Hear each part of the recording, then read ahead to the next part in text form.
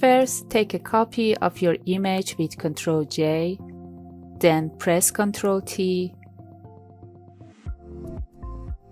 and right-click, choose Flip Vertical, set your copy below the image, go to Edit, choose Perspective Warp,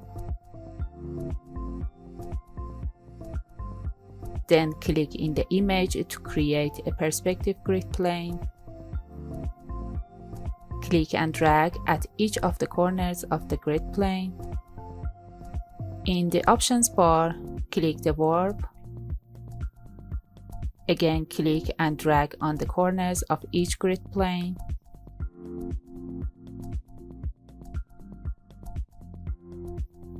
Press Enter.